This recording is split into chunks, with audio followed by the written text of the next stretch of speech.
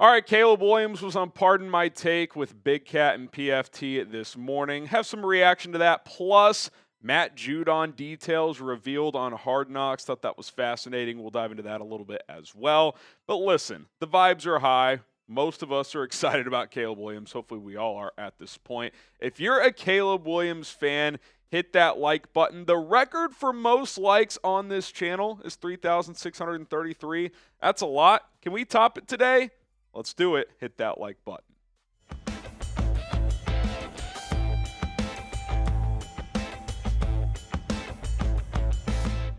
This is Bears Now. I am Harrison Graham. I got 5 takeaways from Caleb's interview on Pardon My Take. Let's start with the funniest moment. And if you watched Hard Knocks last night, you saw this thrown out there. They put a little snippet of their interview in the show. And PFT, toward the end of the interview, asked this hypothetical question for Caleb. Would you press a button that would kill one Bears fan if it meant winning 10 Super Bowls? Which obviously they had a little back and forth banter at one point. Big Cat was like, you could click it multiple times and you'd win 30 Super Bowls, and Caleb kind of starts doing one of these. It's kind of funny.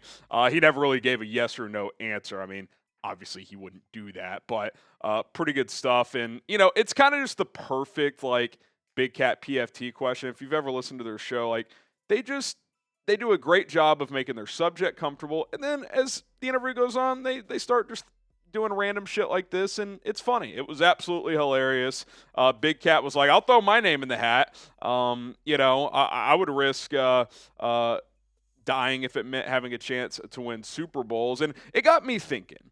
And I don't think you would answer this question yes if you knew 100% you'd be the one that would die. But let's say there was a hypothetical world out there where you could put your name in a hat, one name would get drawn, one person would die, but the Bears would win Super Bowls. Would you throw your name in the hat? Would you take that chance? Now, maybe you're the only one that puts the name in the hat. Maybe 100,000 Bears fans put the name in the hat. 10 Super Bowls, though, it's pretty tempting. Might take the chance. Type Y for yes, you would, or no, you wouldn't. There's no amount of Super Bowls you would like to see winning if it meant you even had a tiny chance of dying. But funny hypothetical, and I'm curious which side you guys land on.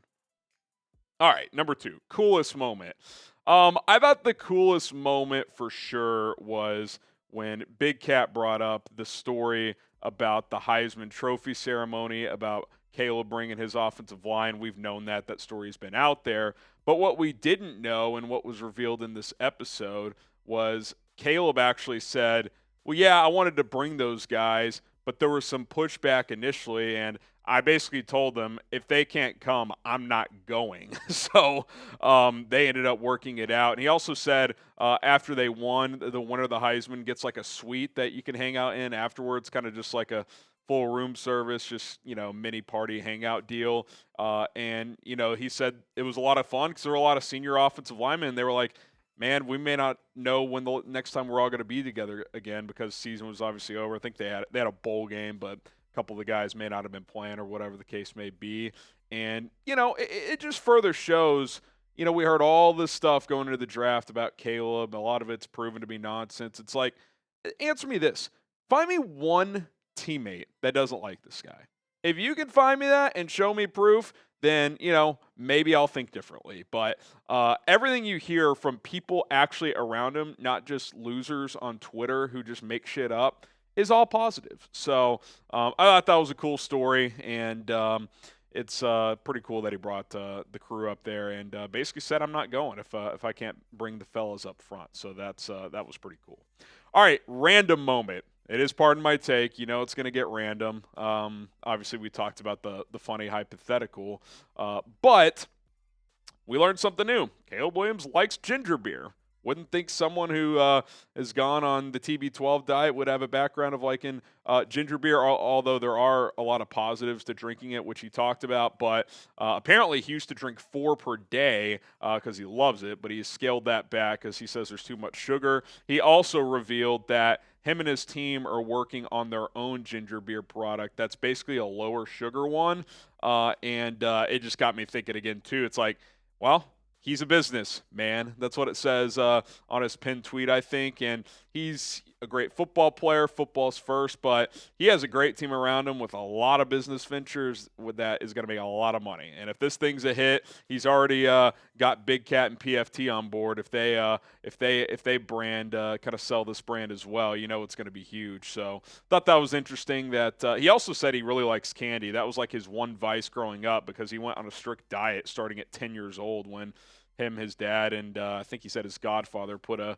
kind of training and health regimen together to start training. I mean, think about that. What were you doing at 10 years old? This guy was trying to become an NFL quarterback starting at 10 years old, and but he said his one kind of cheat thing was eating candy. So listen, even all the health nerds out there, they got to get advice every once in a while. All right, a couple more takeaways, then we'll get to the Judon stuff. But first, shout out to Rocket Money for sponsoring today's show. If you're trying to monitor your spending, stay on top of your finances, there's no better app than Rocket Money. What they kind of specialize in more than any other apps is they'll list out all of your monthly subscriptions on one screen for you. And what you're going to find is that you're spending way more per month on subscriptions that you either don't use anymore or that you may not want to pay for anymore. And if you want to get rid of them, you just click cancel next to the ones you don't want. Rocket Money will take care of it for you. That way you don't have to deal with customer service back and forth with whatever services you no longer want. RocketMoney.com/Bears now. Download the app today with that link. You can also set budgets, negotiate to lower bills by switching to other providers for your energy, company, cell phone, etc. They're going to help you get the best prices available, set those budgets, stay on top of it by sending you alerts on a monthly basis. RocketMoney.com/Bears now is the place to go. Get rid of those subscriptions you no longer want, set those budgets, and stay on top of your spending with Rocket Money. Link is in the comments and in the description. Go ahead and download the Rocket Money app today. All right, genuine moment. And obviously the offensive line thing, I think that would fall into this category as well. But Caleb Cares is his nonprofit organization, which has gotten off the ground. I'm not sure when it started, but I know he had an event in Chicago before training camp.